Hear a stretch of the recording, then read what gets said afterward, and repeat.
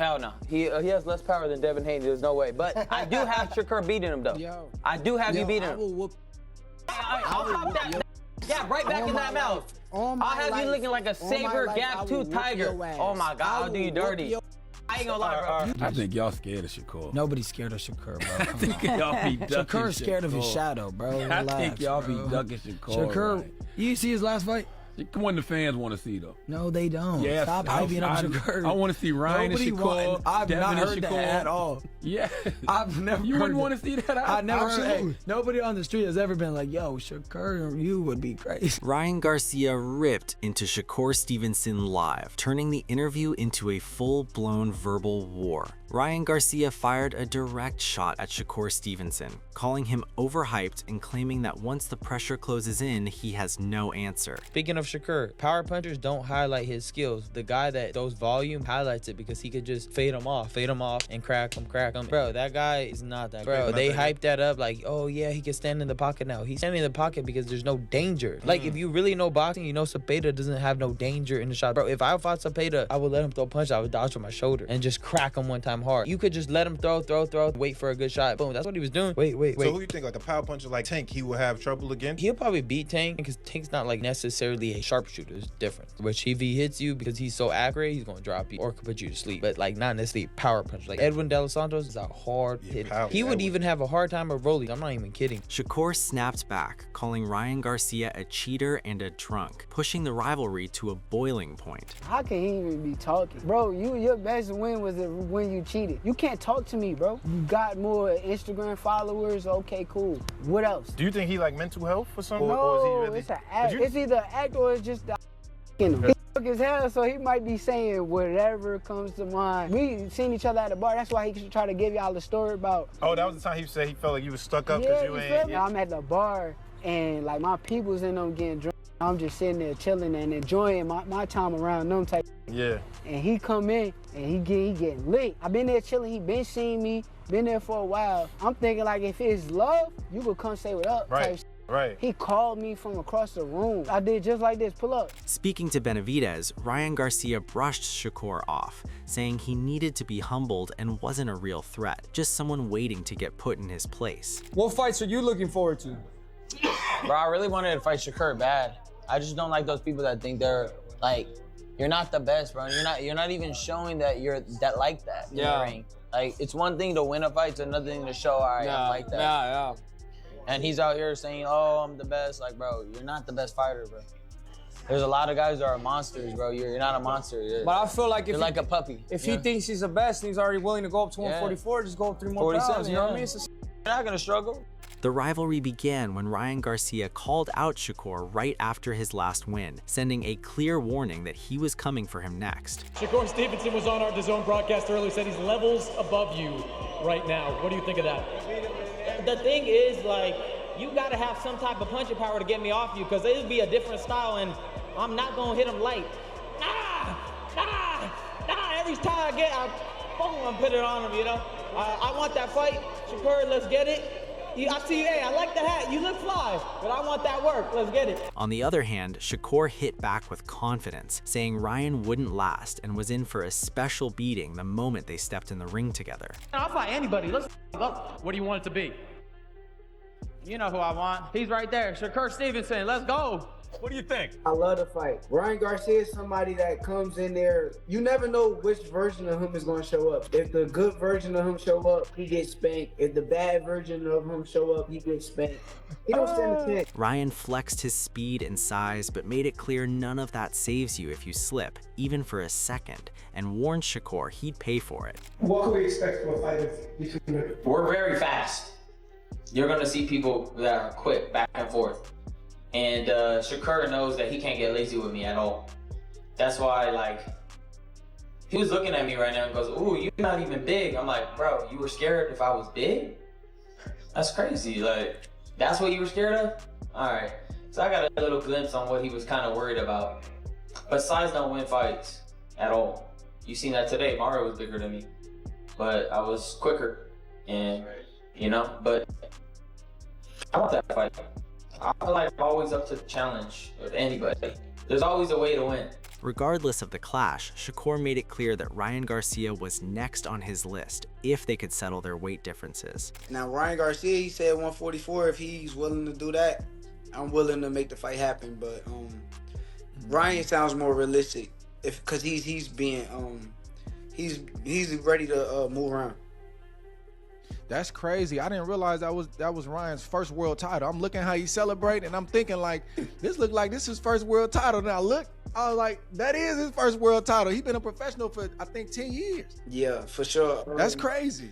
I think he really, I don't know what that is. I don't know what that is. I can't tell you. I know it just didn't work on several occasions, so. With both parties interested in the possibility of a bout, it's only a matter of time before the fight could be finalized. With the fight in hindsight, experts started giving their opinions on the weight debate. To open the analysis, Showbiz jumped straight into the back and forth between Shakur Stevenson and Ryan Garcia on social media. He broke down how Shakur called out Garcia for switching his stance on weight and not standing by his earlier claims. Showbiz didn't hold back from addressing the issue directly, setting the tone for a rivalry that was quickly turning personal. And Ryan Garcia, they went back and forth on X, okay, yada, yada, yada, no big deal.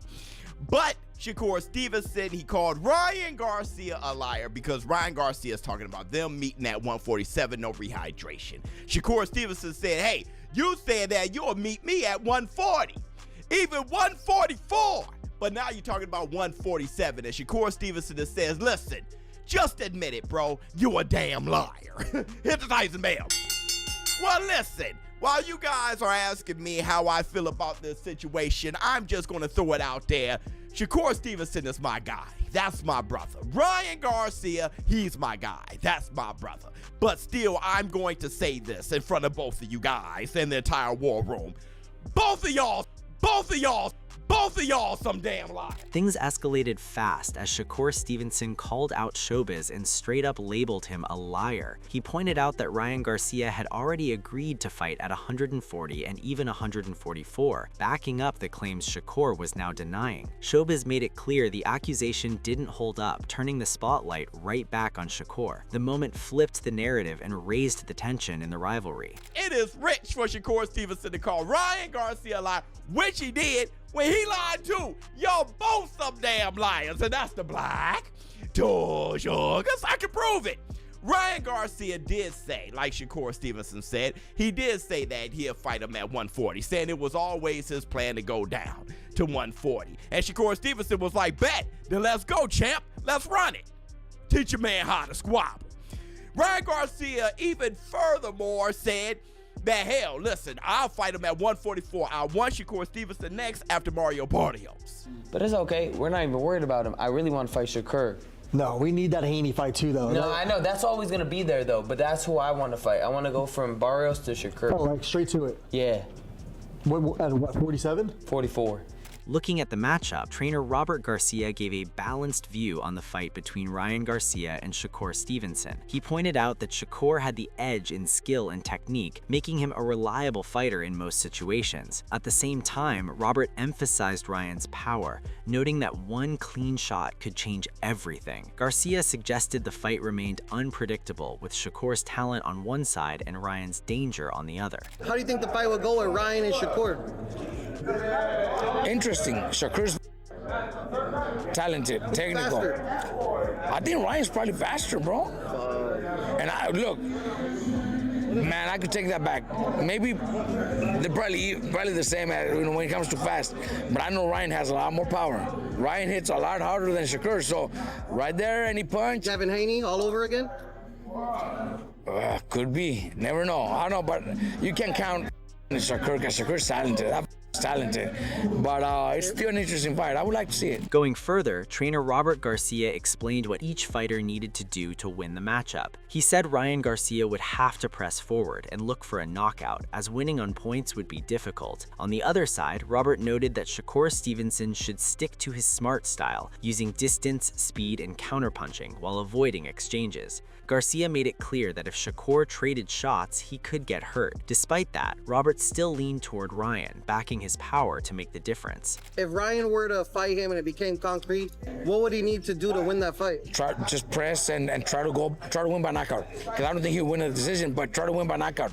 And he has the power to knock him out. What do you think Shakur needs to do if he had a chance? Just fight the way he fights, smart. Keep him on the outside. Just use the long jab and counter punch and speed.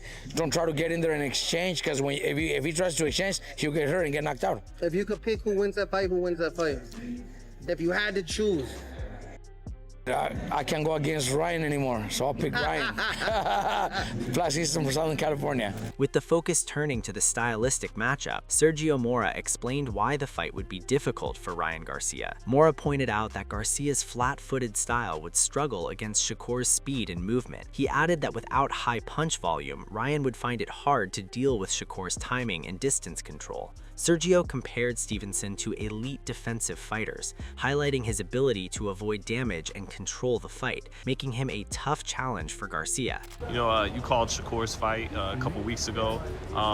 Ryan and Shakur are talking about fighting each other, so That's style matchup for Ryan. Why is that? Because Ryan Garcia is flat-footed. Shakur Stevenson is a cheetah in and out, man. I mean, he's been so successful from the Olympics to moving up in weight divisions. Power's not going to be enough for him. And if you're not going to be a volume puncher, like Ryan Garcia clearly is not a volume puncher, then how are you going to beat Shakur Stevenson? How are you going to be able to compete with that in and out southpaw style where he doesn't engage with you? The timing, the confidence, the momentum. Shakur is cut from the cloth of Floyd Mayweather Jr., Andre Ward, and these greats that don't get touched, they don't get hit. The defensive geniuses, Pernell Whitaker. I mean, these are big names. Breaking it down, promoter Paul Occhio framed the matchup as a strong business opportunity, but a difficult fight for Ryan Garcia. He explained that Garcia's market appeal could still sell the fight, especially coming off momentum, making it valuable for both sides. But inside the ring, Occhio made it clear that Shakur Stevenson held the edge in skill and control, likely making it a one-sided outcome. Still, he pointed to Garcia's left hook as the one factor that could change everything in an instant. That's easy money for Shakur, but easy money is easy money. Go get it if you can get it. They can make, like, I think that, like, from my standpoint, hell no, like Shakur was that. But from a fan standpoint, this win for Garcia might make it sellable for someone to be convinced that he got a shot against a Shakur at this point. So if you can sell it, go ahead and do it. That's good money for both of them. Garcia always marketable in the Mexican market. And then Shakur is who he is. So I think both of those guys together are going to generate some revenue. It'll be a good fight, but I think Shakur obviously wins it easy. The thing that I do like in Ryan's favor is, you know, like I said, it's only a few guys that got special punches, you know what I mean, where it's like, it's that good. Speaking about the technical side, Occhio said Garcia's left hook alone wouldn't be enough against Shakur Stevenson. He explained that without setting it up, it becomes easy to read against a top defensive fighter. Occhio said Garcia only had a puncher's chance and warned Shakur that taking this fight could cost him his title, even if it made sense for money. It also showed the gap in skill between the two. That made the fight feel more risky than balanced. And his left hook is really that. But you just can't go into a fight against Shakur with one weapon without learning how to hide it, set it up, or deliver it, and think you're going to win. So I don't think he got really anything other than a puncher's chance against Shakur. And that's a hell of a shot because you got to hit one of the best judges of distance and defense in the game right now. So, I mean, I don't think he has a shot other than the puncher's chance. You know what I mean? I think it's easy money for Shakur. But I would still understand that fight being made. Monetarily, I understand it. I just don't. If I'm Garcia, though, that wouldn't be my next target unless all I'm doing is hunting money and I don't really care about the belts. As the rivalry kept building, Greg, the sports analyst, explained how Shakur Stevenson directly challenged Ryan Garcia and questioned his stance on moving up in weight. Stevenson pointed to his success across different divisions to show he had already proven himself. Garcia pushed back, arguing both had come up from lower weights, and there was no reason for Shakur to avoid 147. The exchange quickly turned into a simple argument about weight and who was ready to take the fight. Shakur decided that he was going to call out Ryan Garcia, and I'm going to play the clip from our content as well. But he called out Ryan Garcia, and he said this. I think you forgot. You're the one who said you will come to 140 and fight me right after saying you will fight me at a catch weight of 144. And I fought for belts in each weight class I went to.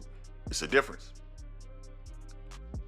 Now, Ryan Garcia did respond, there is no difference. If you all stated, I'm a big guy, when in reality, I started at a low weight, just like you, so there's no excuse for you not to come up to 147 without a rehydration.